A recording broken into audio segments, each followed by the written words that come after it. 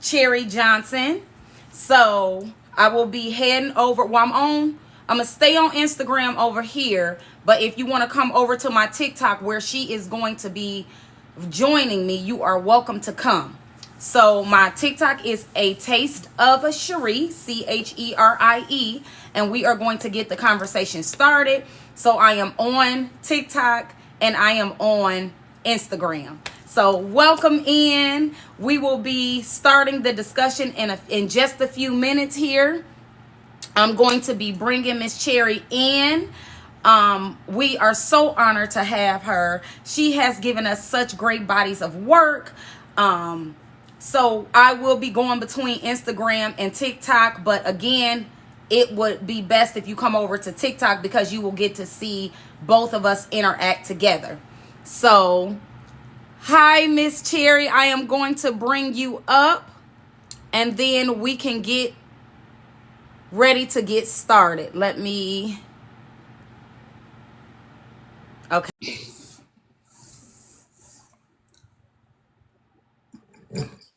Welcome. Thank you so much. Oh no, I'm trying to figure out why my camera's not on. So you have to push there is a camera icon somewhere there and it probably has a line through it. You got it. Thank you. I told you I'm new to this TikTok stuff. I was asking you guys. We are going to get you acclimated with TikTok, Cherie. First of all, let me say this. As people are coming in, we're going to get started at 7. You guys got a few seconds. As people are coming in, I don't think they realize how much of an inspiration you have been to not only me, but so many other people out there. We have watched you grow from a child. I know that it's not easy for a lot of people to grow in front of the camera, but you have aged so gracefully. You are beautiful. Thank you. Guys, first of all, I want her to introduce herself. I can't give her all the accolades that she deserves, but I want to say this to her.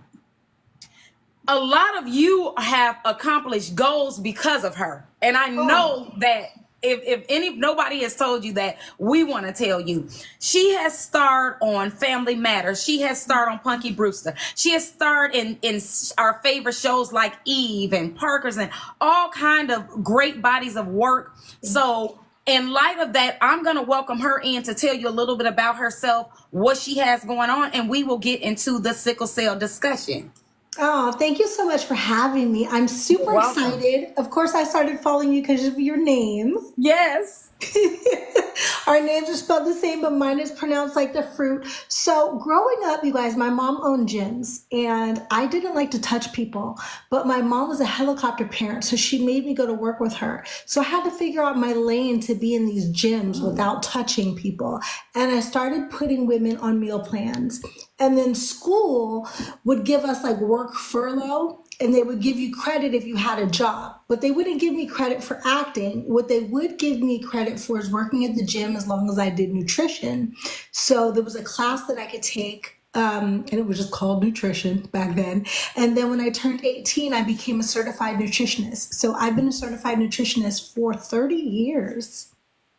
Oh, wow. That is a long time. Let me do my little cute sound effect.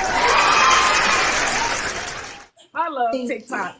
So now that she has told you a little bit about herself, she is not just gorgeous and an actress and a writer and multi-talented. With that, she is also a certified nutritionist. And that brings us to our topic today. A lot of our community is affected with sickle cell disease. They consider it a disease. I like to refer to it more of a disorder. Sickle cell is an inherited condition if both of your parents have the sickle cell gene. And what happens is they have a 1 in 4, a 25% chance to carry it on to you.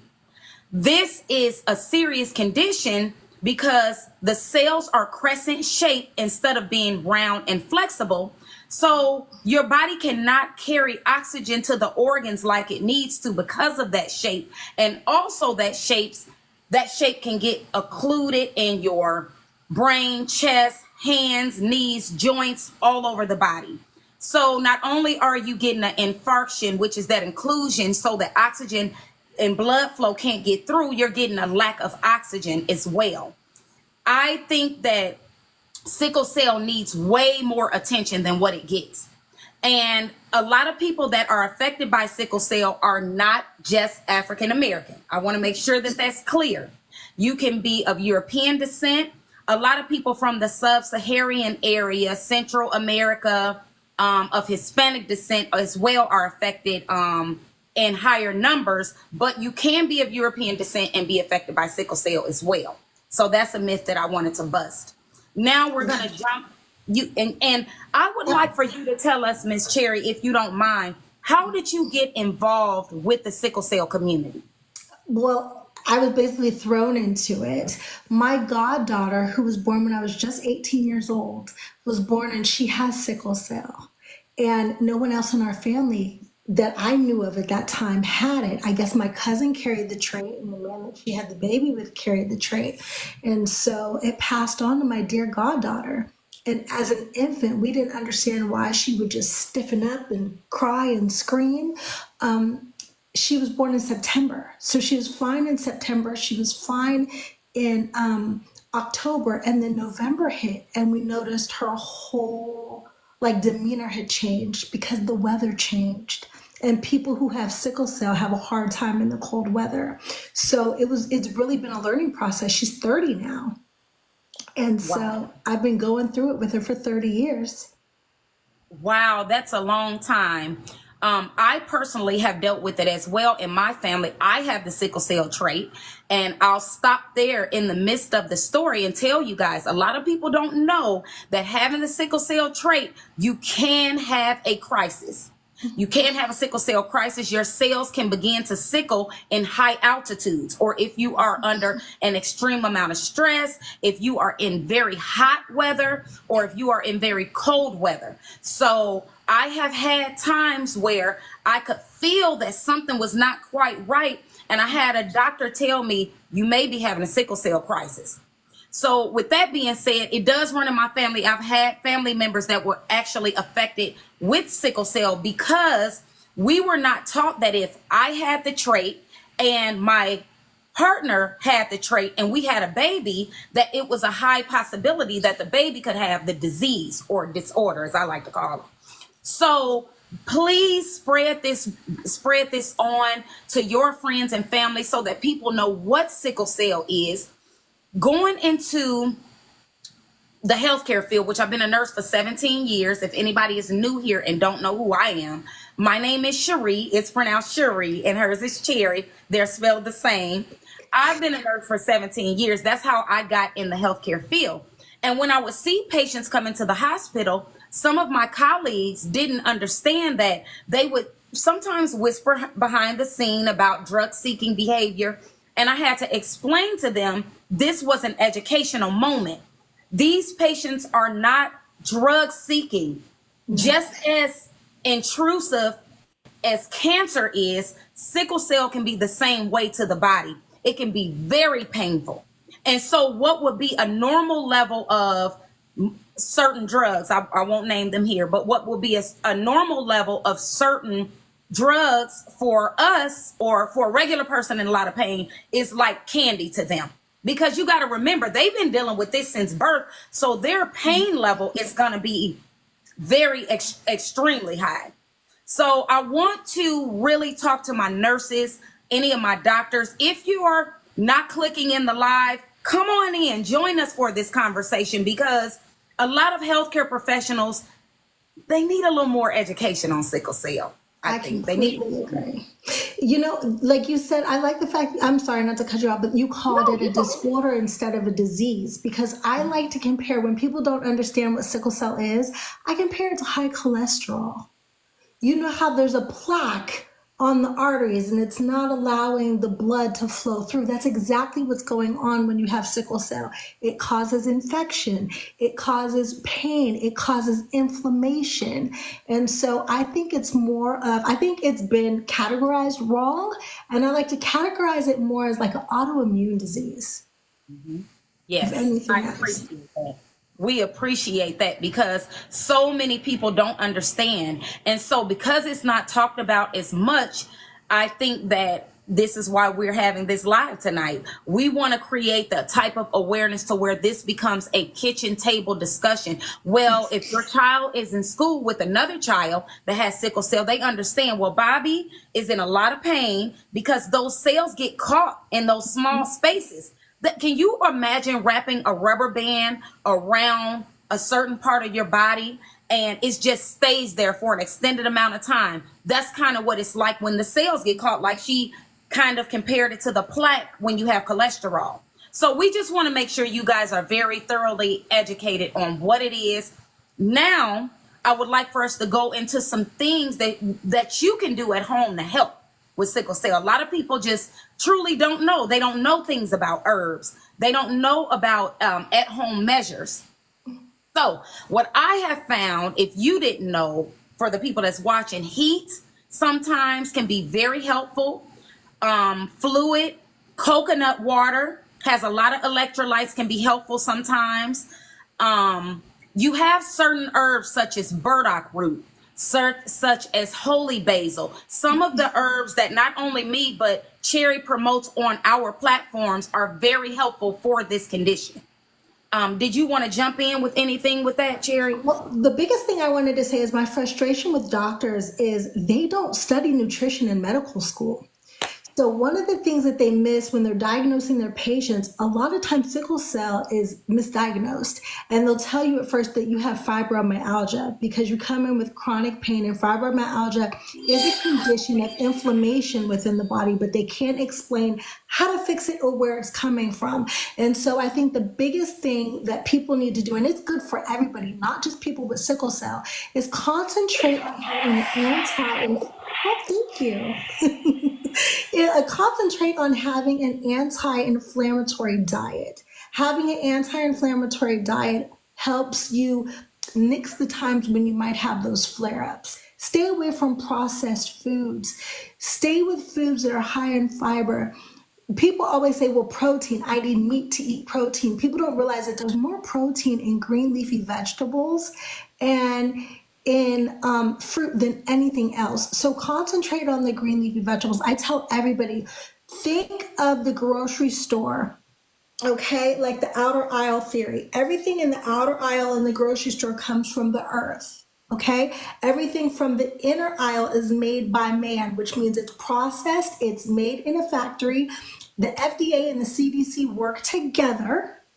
So they know that these foods are not good for you. They're banking on you eating most of your meals in the inner aisles. I beg you, most of your meals, 80% of your meal needs to come from the outer aisles. Now, if you do have something like sickle cell and you are concentrating on doing an anti-inflammatory diet, make most of your meal a produce. And then if you want to lean meat, I'm not going to fight you until you can't have lean meat, but stay away from the dairy because dairy is very mucus and inflammatory causing, and people don't realize that. So I always say, if you have to shop in those inner aisles, because some people think that it's cheaper, 20% of your meals comes from the inner aisles and 80% comes from the outer aisles. That's super important and the easiest way I can explain it to somebody who doesn't really understand nutrition. And I will say, to add to that, learn, if you have not yet, from me, I talk about it all the time on here, learn how to juice. A lot of people are busy these days. They don't have time. So at least juicing, if you juice and you store it in the refrigerator. And when I say juice, for the people that's just coming in, I mean get an actual, like a masticator juicer, a good juicer that's going to squeeze all of the juice out of the fruits and vegetables. And that way you can store it in the refrigerator. And when you're running out of the door for work, you can chug down those greens. One key I want to tell you guys is that always, if you add lemon and berries, it'll always give almost any juice a little bit of a lemonade flavor to it. So that may help you guys. One other misconception that doctors tell a lot of patients, and I have to stand 10 toes down on this one. Doctors will tell diabetic patients that they cannot juice, and that is not true. It's not that you can't juice, it's what you juice. Now, you cannot juice a lot of super sweet fruit all the time, but that's all you just get with a certified nutritionist like Cherie and you figure out what is best for me to juice, being that I have a high hemoglobin A1C, until I can get it down.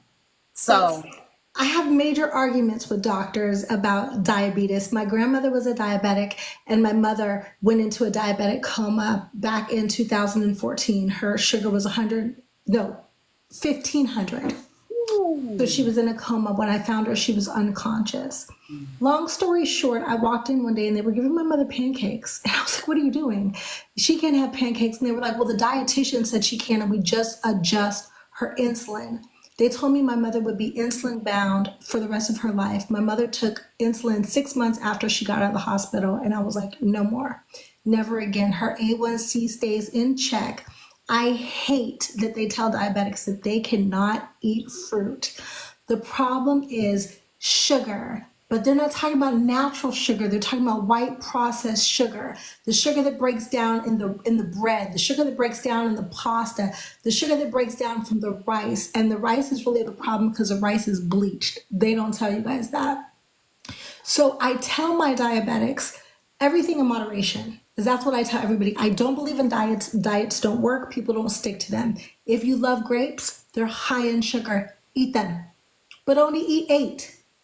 If you love bananas, eat it. Eat a half of it. Don't eat the whole banana. Share it with somebody. So yes, it's important that you get those folates. It's important that you get that vitamin D. It's important, especially if you have sickle cell, to make sure you get those antioxidants. And the most important is to stay hydrated. yes. Yes, that at home.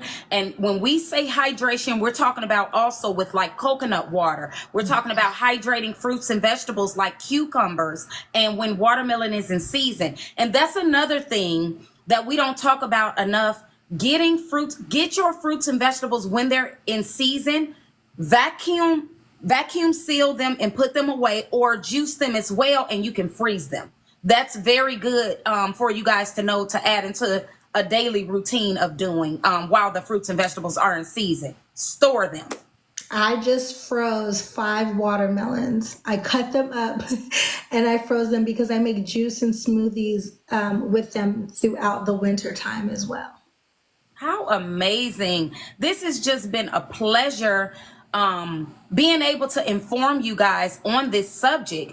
And this is not just for people with sickle cell, but anybody who's looking to be better with blood nutrition, blood health.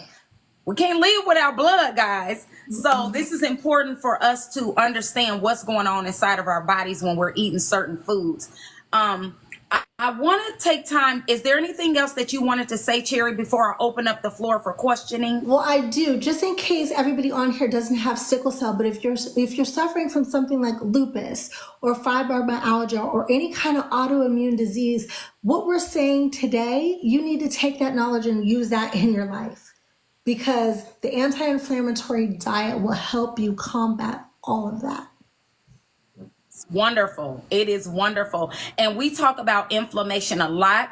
And so a lot of people focus so much on mucus being a problem. And I want to clarify one thing about that. Yes, mucus can become a problem when you eat the improper foods or very acidic foods, and it makes more mucus, but inflammation is the culprit. Because when your body is acidic and inflamed, it causes you to produce more mucus. Because you need mucus in your respiratory tract. You need mucus in your digestive tract. Women, we need mucus in our reproductive tract. But it's the excess mucus that becomes the problem.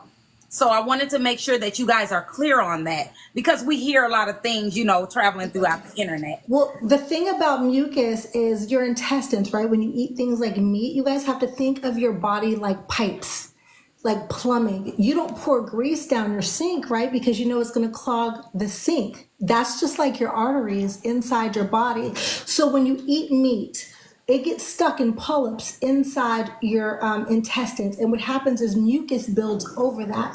Well, because your intestines, that meat doesn't digest, it rottens. And when it rottens, it grows fungus, and the mucus over top of it just explodes.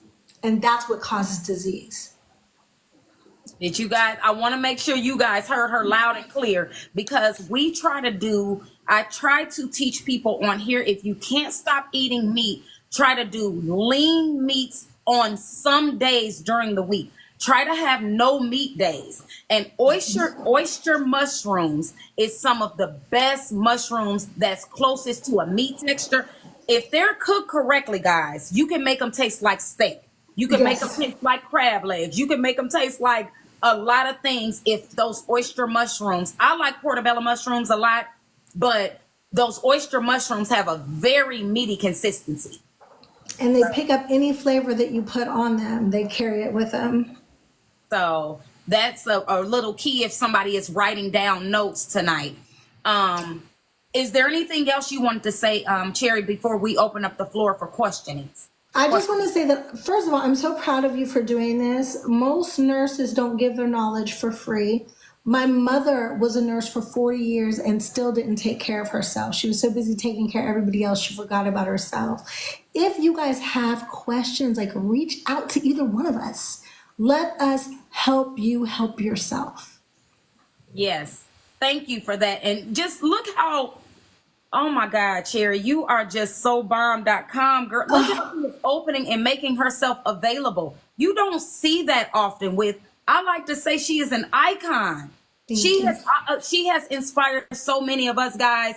Take advantage of people that are trying to help you. It's too many of us at an early age walking around on canes and oxygen. And this is not a dig. First, I want to say that to anyone. A lot of us struggle with something. You know, whether it's sweets, whether it's whatever you have a struggle with. But please take this advice as love. We love you. So we want to see us as a community do better. Definitely legendary. Definitely. Oh, thank you. And you know what I like to say? That nobody knows your body better than you. So be your biggest advocate. Practicing physicians are called practicing physicians because they're practicing. They are just going case by case, and unfortunately, some of them don't get to know their patients. They don't take time with you guys anymore. You guys are just a number. So if they've seen something before, they classify it as, oh, this is what it is. But no, you are individuals. So health is not one size fits all. Don't be a case study. Advocate for yourself. Please. And we had a conversation the other day, and I was explaining to you guys, I just had a family member in the hospital, and you